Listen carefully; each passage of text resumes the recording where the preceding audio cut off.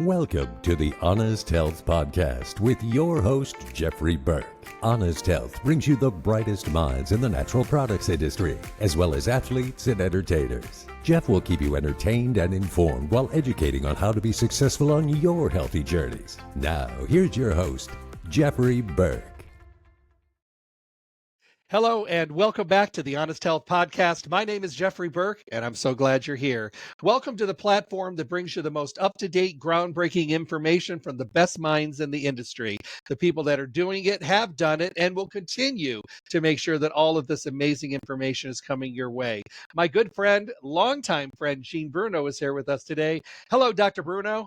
Hey, Jeff. I am so pleased to see you again today, having seen you last week for the first time in quite a while at Natural Products Expo West in Anaheim. Great to see you, great to give you a hug, and just chat for a few minutes, There's nothing better than touching base with the people who you respect and you love. And it's also nice to be able to get caught up a little bit. But this is a perfect way to get caught up. But before I go any further, you need to know the amazing background of my wonderful guest.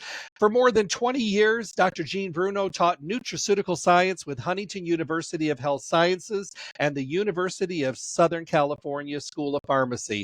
Currently, he serves as Chief Scientific Officer of Nutraland USA Incorporated with a doctorate in botanical medicine and a master's in herbal medicine, in addition to undergraduate and graduate degrees in nutrition, as well as being a 46-year veteran of the dietary supplement industry. Gene is universally recognized as one of the industry's leading experts in nutraceutical science. He is multiple award-winning formulator, having developed natural products across the range of categories for dozens of dietary supplement companies. Gene has educated and trained natural product retailers and healthcare professionals about the responsible use of evidence-based dietary supplements. He has written hundreds of articles on nutrition, herbal medicine, nutraceuticals, and integrative health issues for trade, consumer, and peer-reviewed publications, as well as authoring books and textbook chapters. Gene also hosts two podcasts, the Bioactive Nexus Podcast and the Vitamin Professor Podcast, exploring nutraceutical-related topics and other issues relevant to the dietary supplement industry. Okay, I'm exhausted. Lord. Yeah. Well, and reading your bio, it's equally exhausting because you have been around and done so many things for such a long time. True. You know what's amazing? Fair play. As long as you love what you do, they say you'll never work a day in your life. I love what I do, and I know you love what you do. I do. Yeah, you're right. We're lucky. We're very lucky. Jeff. So, we're going to talk today about some amazing human clinical studies, and I think that they need to be brought out because of the fact that, we want to be more transparent today as an industry. We also want to make sure that people are listening or at least following a little bit to the recommendations from the science, because people are looking for results. And if you're following the science, you're going to be much better to have a much more successful, success rate on your healthy journey. That's right. That's absolutely true. So where would you like to start? I know you've got some amazing groundbreaking information. So I'll tell you what I'd like to start with. I'd like to start with just a little bit of background to sort of set the stage here. Mm-hmm. When we think about healthy aging, there's different areas that we often look at. One of the hot ones was NAD, promoting NAD production, and you see various products like NMN and NR and things that have been done to do that. And then you look at things like telomeres and helping to lengthen telomeres as a way to help get in. There's nutraceuticals that help do that may help you live longer. And, antioxidants for free radicals, and it goes on and on, different things. One of the areas that is being much more understood than it was before is a concept called autophagy. And autophagy, for those who don't know it, is your cell's process of recycling old damaged cell parts, kind of like rejuvenating the cell. So literally in our cells, we have enzymes and things that say, oh, look, this is an old damaged cell part. I'm going to break it down. I'm going to take the peptides, the protein structures that I can to recycle and reuse to rebuild the cell and make it function more normally. And so, unfortunately, as we age, as with so many things, autophagy is not as effective. When autophagy is not as effective, we're not as effective, and some of the issues associated with aging tend to take place. So, what we have going here is, what can we do to promote autophagy? Well, there are different types of things that can be done. Certainly, eating a healthier diet is known to help promote autophagy. Having a good exercise program can help do that. And also, certain nutraceuticals have been shown to do that. Well, there's one particular nutraceutical known as, and I apologize for the name, I didn't name it, spermidine. It belongs to a larger group called polyamines. And these polyamines, particularly the spermidine, are found in all cells of our body. You find it across different types of food. You find it in vegetables, you find it in certain grains, you find it in cheese. So it is throughout our food supply in very tiny amounts. And when research has been done, epidemiological research or population research, where they're doing surveys and they're looking at large groups of people, thousands of people, and saying, what are you eating on a daily basis? And they're correlating that with the intake of different kinds of nutrients or nutraceuticals.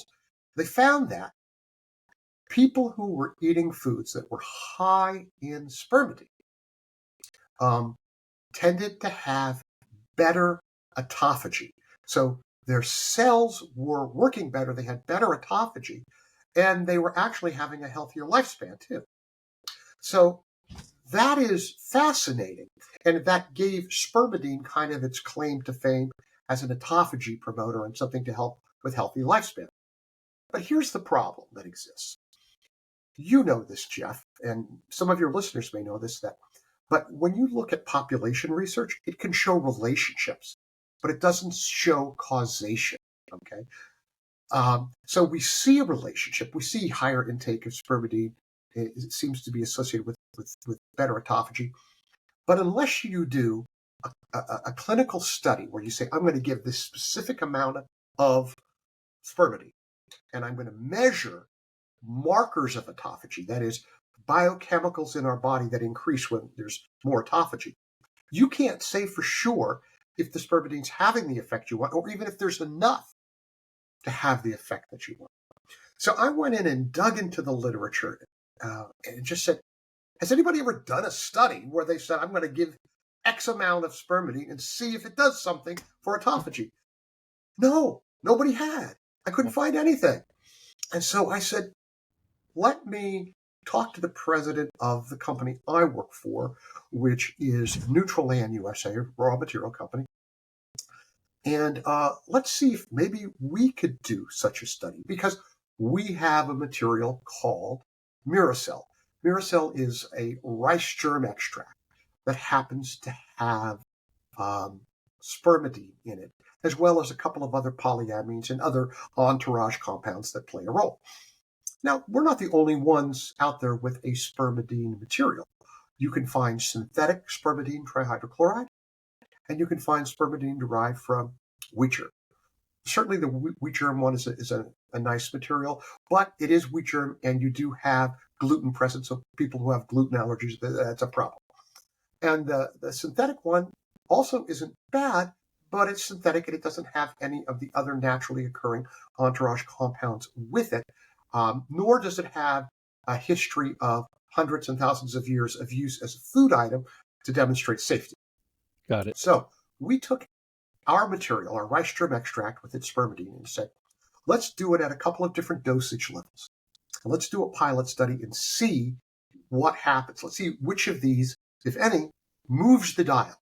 So what you look at are two different markers of autophagy. One is called Becklin 1 and one is called ULK1. What those are just as I said, markers of autophagy. When autophagy increases, you could see because those markers increase. And so we took a look at a 1.5 milligram dose and a 3.3 milligram dose. And we found that the 3.3 milligram dose had a really nice increase in these markers. We found that on the Becklin one, you had over a 7% increase, which was very meaningful. And on the ULK one, had over a 13% increase. It's a lot. And so you're seeing, wow, this actually moved the dial. If somebody took 3.3 milligrams of spermidine from our material, they would get an increase in autophagy based on this research. So that was very exciting. But, while we were at it, we said, we might as well, look at some other markers. What else happens? Well, we know that from other research that's been done on spermidine, that there's a relationship to increased levels in cognitive function. And so one of the things you can look at to measure cognitive function is something called BDNF, which stands for brain-derived neurotropic factor. Yeah, I know you know. And to just simplify it for the purposes of the show, that's kind of a measure of cognitive wellness. And if you have good levels of BDNF or increased levels, chances are very good that you're going to have better cognitive wellness. So we looked at that and found that it increased it by 12%. It increased BDNF by 12% with that same 3.3 milligram dose.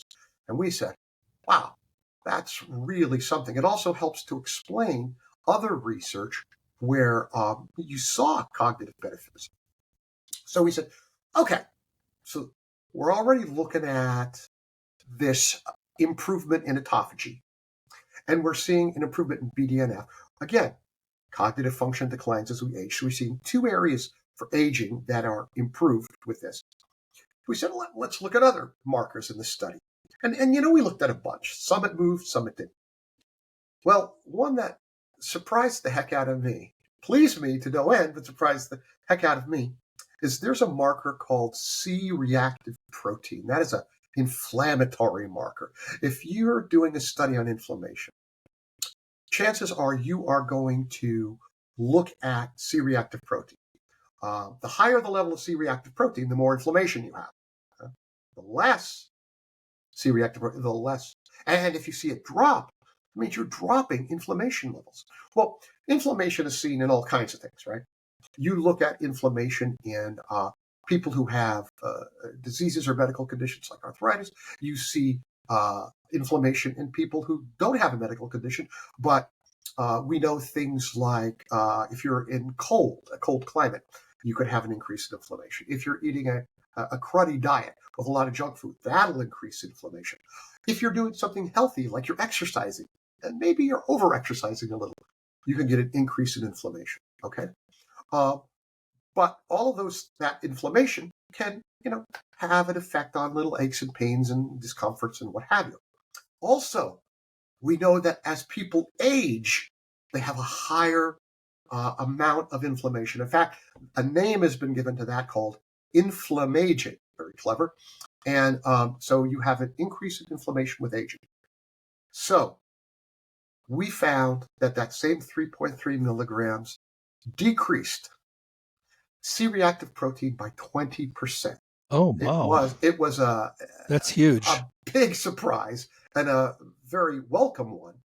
And so it's like, wow, we see now a third area of aging that this Miricell spermidine material can be beneficial for. Well, a couple other areas that we've looked at are what you might call cardiometabolic markers. So is the inflammation. But for example, we know about cholesterol. We know about total cholesterol, LDL cholesterol, VLDL cholesterol. And VLDL cholesterol, very low density lipoprotein cholesterol, is one of the two bad cholesterol, LDL and VLDL. And also triglycerides are something that you see. But I'll get to that in a minute. So we looked at VLDL cholesterol and found that the same 3.3 milligrams decreased VLDL cholesterol by over 20%. It was amazing. Then we looked at the triglycerides. Well, triglycerides, besides being a cardiovascular marker, higher triglyceride levels are good for cardiovascular health.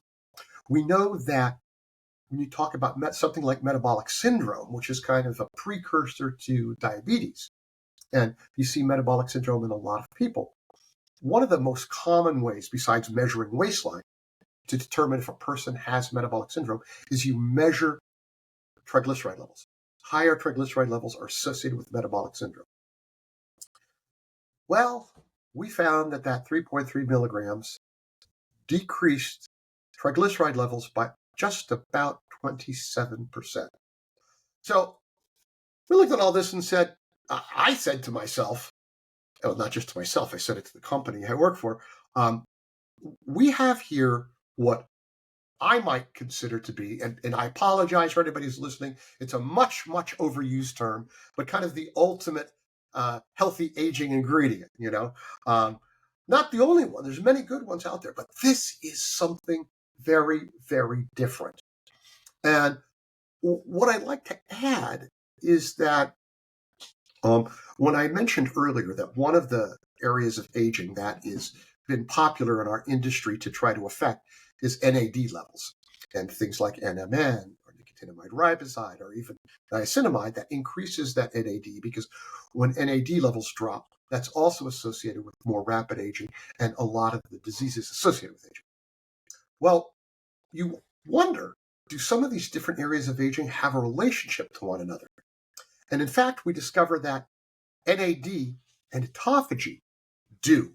In fact, you can go search PubMed and find research and literature and articles on the NAD autophagy axis.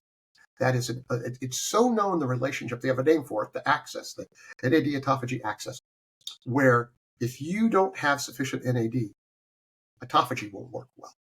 If you don't have good autophagy, you can't make enough NAD. It is a bi-directional loop. They work together to help each other. And so, to me, if somebody's formulating a product, it's great to use stuff that helps both autophagy and that helps NAD. But in any case, they work together. And so I thought that was a really interesting relationship. And so anybody who's concerned with one of these areas should be concerned with the other. Now, that's one study that we did that I thought was particularly interesting. And it's one of the fun things that I get to do is to coordinate these studies. And we work with really good clinical research organizations to do this. Now, one of the other studies we did, a very large randomized placebo-controlled trial, and we decided to look at this. And this study was done on cognitive function, where we were seeing the effects of these same doses on cognitive function. And so we found in this study, so let me talk about this. We know that as people age, cognitive function isn't as good as it was. Sure. Now, I'm not talking about dementia, right? I'm not talking about something, a dementia condition, just age-related cognitive decline. All right. When I put my keys, I can't remember this name or whatever. Just things that happen as you age. Yeah, me too. I'm going to do a little aside for a moment. I remember when I first met you, I used to be, I was like, I didn't have an eidetic memory, but I had a really good memory. So if I wanted to talk about something, I'd say, well, let's talk about, let's say, growth hormone and the fact that certain amino acids can affect it. And in the book Life Extension by Dirk Pearson, Sandy Shaw, in the 3rd chapter, I think it's the 2nd page, a paragraph at the top, discuss blah, blah, blah. I mean, I could literally do that. I remember those days. Now we were young. I had hair. It was a long time ago. And mine was brown, yes. But what happened was now I'm like, yeah, I remember that the book Life Extension talked about that. Mm-hmm. That's about as good as it gets. But at least I know where to go if I want to look it up, That's still a plus. Yes, it is. It is. So when we look at age-related memory decline or cognitive decline, you can classify people into mild cognitive dysfunction, moderate cognitive dysfunction, and severe cognitive dysfunction. True. And so we looked and said, what impact might this have? So if you look at each of those cohorts, we found that in people with mild cognitive dysfunction, that's the people that are, like where I put my keys, that kind of thing. We found that in those people, there was a difference compared to placebo. If we took that same 3.3 milligram dose and we compared it to placebo, we found that that dose helped improve memory. It helped improve cognitive function. Compared to placebo, we found a 98% difference. Yeah, 98% improvement compared to placebo with the use of 3.3 milligrams, which made me go back to the other study, because the other study results came out first and went, oh, wait a minute. There was that increase in BDNF. And I remember seeing the increase in BDNF and saying to myself, I wonder what specific benefit that has. We know that BDNF is important for cognitive wellness, but what's the effect, And you look at this study and go, oh, look, there's the effect. It actually improved cognition by 98% over placebo in older adults with mild cognitive dysfunction. So that was super exciting to me.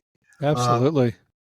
So another thing that was quite interesting is there have been other studies done on spermidine. There were some studies done on synthetic spermidine where they looked at the effects on hair growth. And we said, gee, I wonder if you get the same effect. I mean, you would get the same effect as spermidine. As spermidine, you're going to have an effect. But are there any differences? Are we seeing any other kinds of improvements? Well, one of the sort of empirical reports from people using our Miricell rice germ-based spermidine was, I'm finding my nails are stronger and growing better.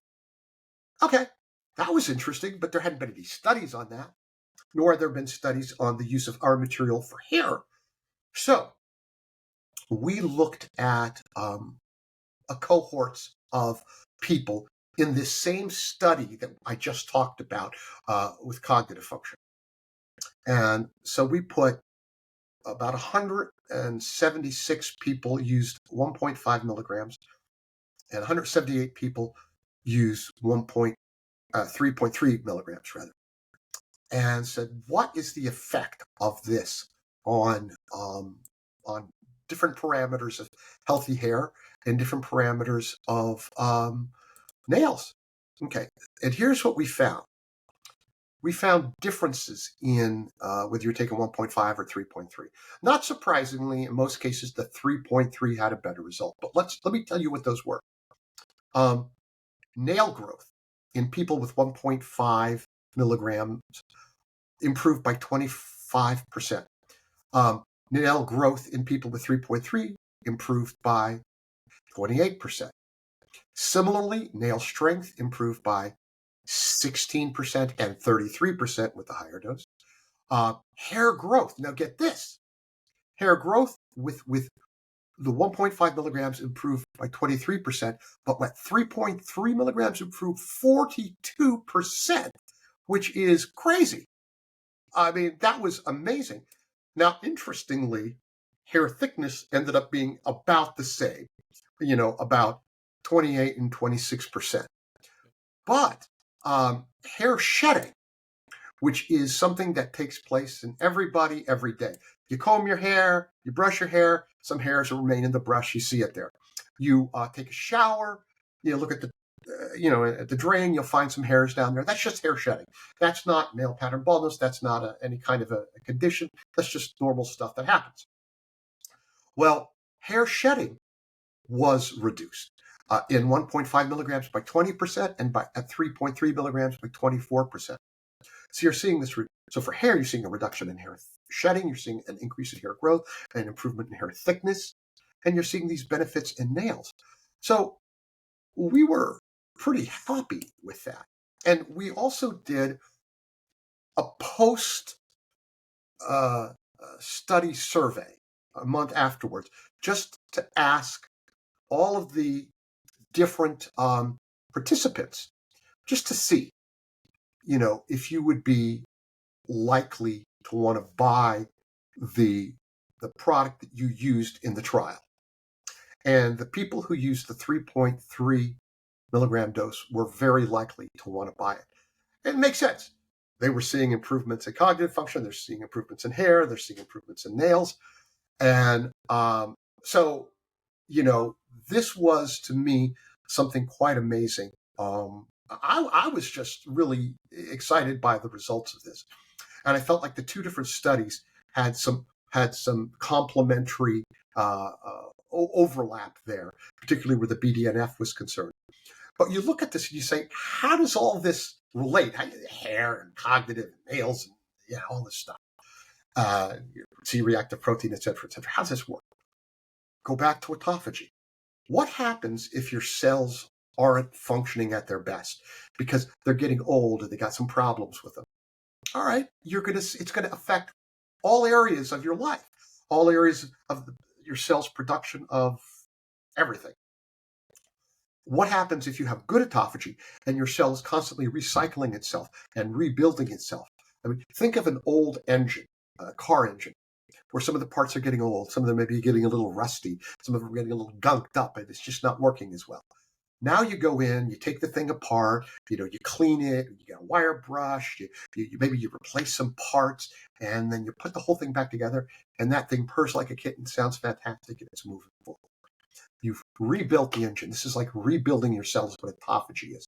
It's something your cell's supposed to do every day, and it does, but just not as well as we get older. And if you can improve that, what areas of your life can it affect? What areas can it impact? And the answer is a whole lot of areas, including things like cognitive function, including things like the C-reactive protein, inflammation, including all these different areas, hair and nails, and it makes sense. It makes sense. So to me, that's the relationship. And that's why I think promoting autophagy is so very, very important, particularly as we age. I mean, when you're 20, is it as important? No, it's good to do. But even as you start getting into, even if you look at things like, I'm getting in my 30s. Well, what happens there? Well, let's look at something like testosterone. From about 30 on, you get about a 1% decrease every year in your life of your production of testosterone. Does autophagy have an effect on that? In fact, there's research on spermidine being used, as well as other polyamines being used, showing supplementation improved hormone levels, improved testosterone levels in men, improved estrogen progesterone levels in women, improved DHEA levels in both, reduced cortisol levels in both. So yeah, autophagy affects so many areas of human health and wellness.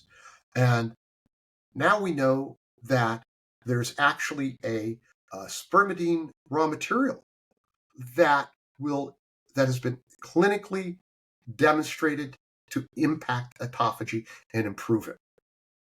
I want to take a moment to also mention that, the Miricell I like that as a material. I like rice germ, or just rice materials in general. It's pretty hypoallergenic for most people, but it's also, and I know you appreciate this with Kokora, you appreciate it's an upcycled ingredient. It's a sustainable ingredient. Because when you see whole grain rice and you see white rice, how do they make white rice? It doesn't grow that way. They go in and they mill it. They remove the germ, they remove the bran, and they throw those things away or toss it in some animal feed.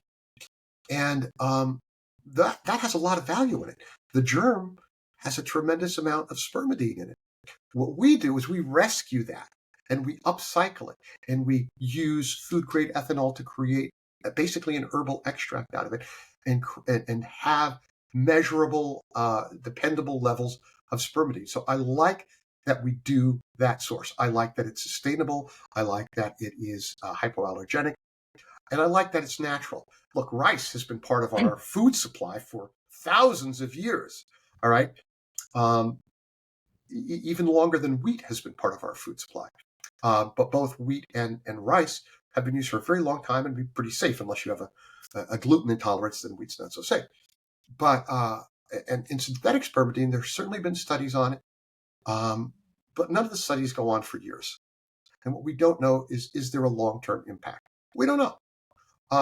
And so we do know that with rice, people have been using it for a very long time with a high degree of safety. And I want to mention that both of the studies we did, we didn't see all these adverse effects. It was really, really safe.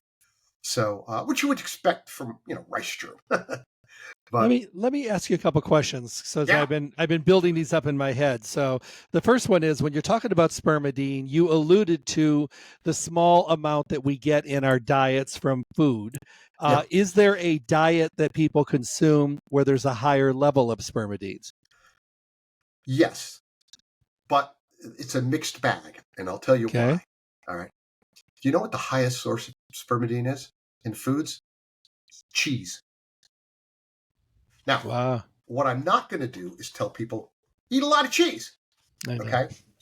Because the cheese is not going. Well, first of all, I'm lucky enough. I say that tongue in cheek, to be somebody who's dairy intolerant as well as gluten intolerant. So I'm fun to go out with. But I can't do the cheese. I just can't do it. And there's a lot of people who can't do that. But besides that, eating a lot of cheese is not recommended for good cardiovascular health. Having some in your diet and balance with other things, fine. But I'm not going. It's not a responsible thing nutritionally to tell people to go eat a lot of cheese. Now, some grains do have spermidine in it. Rice is going to have some. Wheat's going to have some. Some other grains are going to have some, and there are vegetables that will provide it as well. So, if somebody wants to get it from their diet, my recommendation is eat a pretty balanced diet. Focus a lot on vegetables and whole grains as part of your diet, and even meat has it. Okay, so eat a balanced diet. Try to make sure you get plenty of vegetables and whole grains and some good quality meats, and you're going to have some spermidine in your diet as well as the other polyamines. So maybe Mediterranean diet. Mediterranean diet would be a perfect diet. An absolute good. Yes, that'd be an absolutely perfect diet to get spermidine from. Is it enough to have the impact here? Can't tell you that, but because we don't have the study showing it. But it certainly is a healthy diet that'll do a whole lot of good for you. I think to myself about the blue zones around the world where Yes. people are living well into their hundreds. I wonder if there is any kind of a relationship there, because many of them eat diets that are different. Many of them have been eating a lot of diets that are very pure and very clean. Obviously, air and environment and lifestyle and mindset and positivity, they're all part of it. All part of it. But I just wonder if there's anything to that. Yeah, I think that there is, because if you look at their diets, and I think back to just some of the things I've read in the blue zone areas and the kinds of different foods they're eating, they're certainly going to get spermidine. They're also likely to get a higher amount of antioxidants, which means they're going to have protection against free radicals.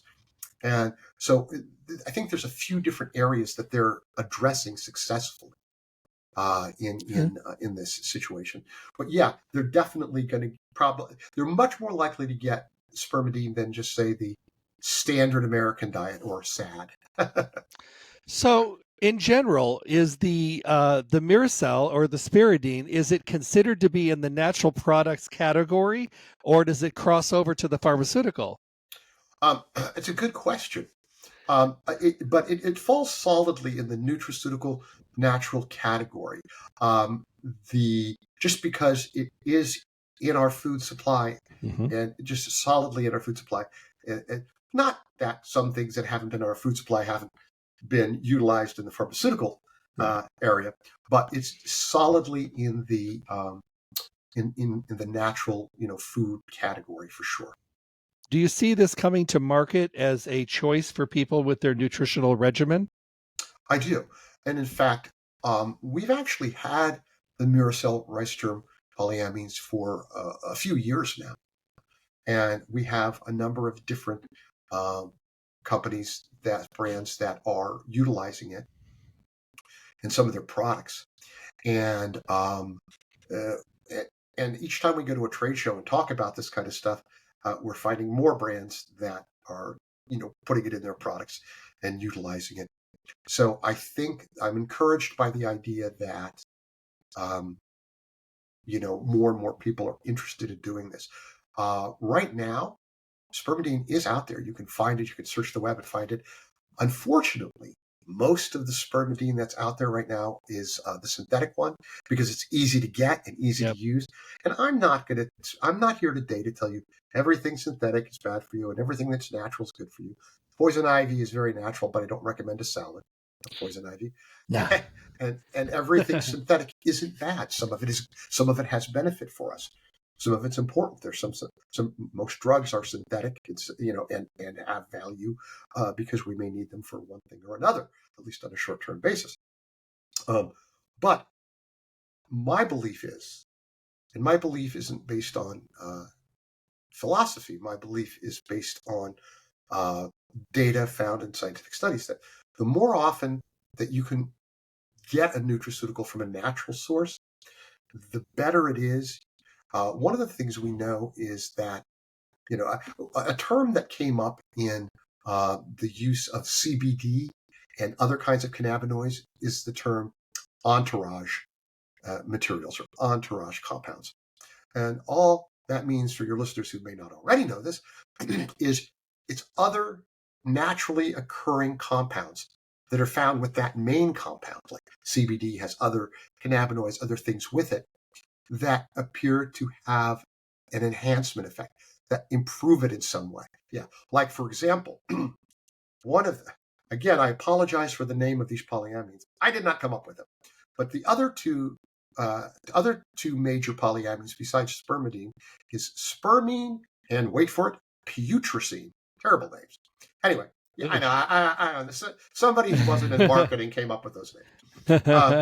And what happened is that we understand that putrescine actually converts into spermidine. So if you're using a natural source spermidine and you get that putrescine with it, you're actually going to end up with more spermidine. All right. And interestingly enough, spermidine converts it to spermine. In fact, it does it in the gut before it even gets absorbed. So if you have all of those things together, you're going to end up with more of the active component, which is, somebody asked me yesterday, literally, hey, could you get the same effect that you mentioned in these studies you did if you use synthetic spermidine? And my answer was, I don't know, because there's no studies on it, but I'm guessing probably not the same effect, because if you take synthetic spermidine, that's all you get. You don't have any putrescine, you don't have any more spermine, you don't have anything else. It's just that, and we don't know that you're going to get that same benefit. It's kind of like an isolate CBD. That's exactly correct. It's an excellent example. One that I like to give as an example is, many years ago, you remember, and I remember when St. John's wort first hit the market.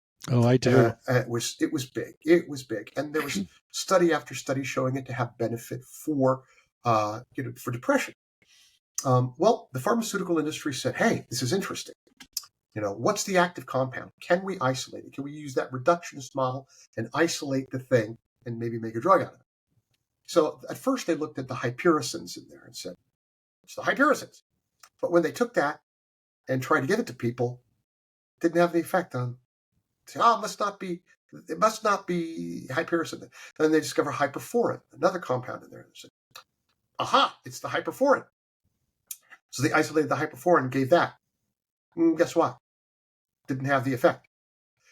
Apparently, you need not only the hypericins and the hyperforin, but other compounds present in the St. John's wort, other entourage compounds, to work together synergistically in a complementary way to achieve that full benefit. So that's why I like using natural sources, because they have these entourage compounds and you're more likely to get a fantastic result. So that's my little spiel there, and I think a natural source spermidine like Miricell is a good way to go. Is there a vitamin or herb when taken with the Miricell or the spermidine that enhances it and makes it work more effectively? Good question. The answer is yes. There it Okay. is.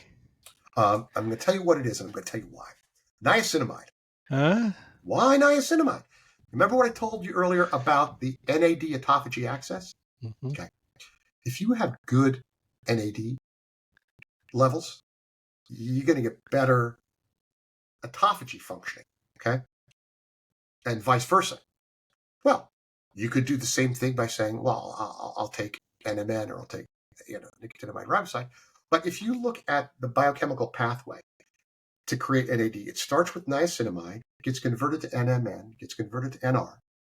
But if you just take 200 milligrams of niacinamide, in human clinical research, it's been shown to increase NAD levels 30-fold in 30 minutes. So I'm not saying don't use NMN or don't use NR. I'm just saying for pennies, you can use that and get this huge increase. If you happen to use that together with spermidine, now you're addressing both areas, and now you're getting that complementary effect. Perfect. Yeah. I think it's interesting. When we were really hitting heavy with the CBD, every time I tried to explain the entourage effect, I said, think of it this way. If you are an entertainer and you travel by yourself, that means you're doing everything by yourself. That's kind of like an isolate. Oh, if you're an entertainer and you have your roadies and your backup musicians and your stage hands and everybody's traveling together to put the performance on, you're always going to get a much better performance because everyone is working for the same cause of homeostasis and balancing your endocannabinoids. That is a fantastic analogy. That is an utterly fantastic analogy. Do you mind if I use it? Please do. Please do. Yeah, no, that is fantastic. And it works that way, and that's Yes. why I tend to like natural sources of nutraceuticals or nutrients if possible. Mm-hmm. For the reasons we've just discussed. It's not because everything natural is good for you, everything synthetic is bad for you. It's just that you're likely to get a better result. That's all. What's funny is when CBD was so hot, there was just so many radio shows and things on CBD because it was very confusing for a lot of people. And somebody asked me one day, they said, do you believe in the difference between a full spectrum, which is the way Mother Nature wanted us to use the entire thing, or an isolate? And I said, look, an isolate has its place. There are people that want to get a good benefit, but they can't have any THC of any kind. I understand that perfectly. I said, but if I'm using lavender oil in my bathtub, and I want the full effect, I want the terpenes and all the supporting ingredients so that I smell the lavender oil. That's the reason I'm using it. Otherwise, it's just oil. Yeah. So I think it's the same thing. If I want to use everything in the way Mother Nature gave it to us to use it if possible. If not, then I understand there's other things that we can do, but I choose to use the full spectrum of things if I can for the beneficial effect. Absolutely. And when CBD was hot, it's not that people don't use it now, but it's not like hot back a few years ago when you went to Natural Products Expo and people were jokingly referred to it as the CBD show because I remember everything was CBD. But back then, the company that I worked for at the time, I formulated 4 different CBD products, and I looked for a really good full spectrum one. And I found a really, really good source where it measured these different types, and they were these full hemp extracts, high quality, and they cost more than the CBD isolate. Mm-hmm. But to my mind, you get what you pay for, I agree. And so that's what I use. And people really love the formulas. They work very, very well. And so, and to this day, if I'm going to use the CBD, I'm going to look for that kind of material for the same reason. Well, I love this because, we can geek out on science, and which I love to do. And I just think that, even when I'm writing articles, I try to pull up as much PubMed as possible because I don't want to reinvent the wheel, but I'd like to be able to refer to stuff that has already been done, that's already on paper, that's already published, because, they've done a lot of the work, and then I can take my mindset to the next level. But it's nice to have that foundation. And I really appreciate that you guys are doing these studies because, as our population is aging, we're looking for more and more things that are going to help to sustain the quality of life, not just the quantity, because we want to be able to enjoy our years. Today people work until they're 68, 70 years old, and they have maybe 7 to 10 years in many cases, if that, that they get to enjoy. How about being at the best of the best that we could be during that time? And if this is something that we can add in, how fantastic. Absolutely. And in fact, there's actually, animal studies where, sometimes animals get the bum end of the deal when it comes to research. But there's some studies where they've actually been shown to extend lifespan and health span in animals through the use of spermidine, So to your point, doing things to improve what you say, it's not just the years in your life, but the life in your years, Right. it is your health span, not just your lifespan. And if you can have both a good lifespan and a good health span, you might as well enjoy yourself. My mother and stepfather are 92 and 93 respectively.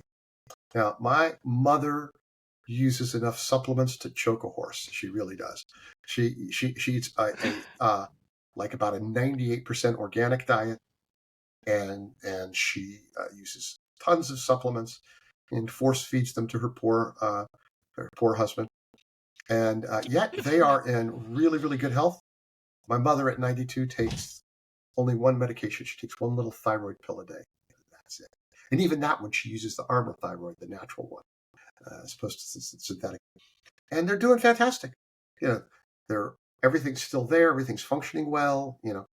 And we can only hope. I was going to say I can only hope that I got her genes, and I certainly know I have her sort of mindset.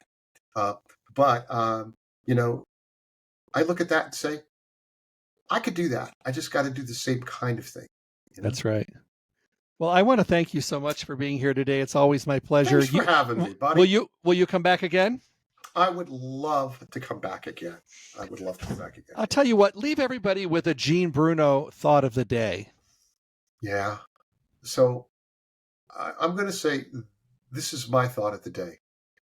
I find that when I'm doing something nice for somebody, that, man, not only does it help them, but it helps me. I feel so much better.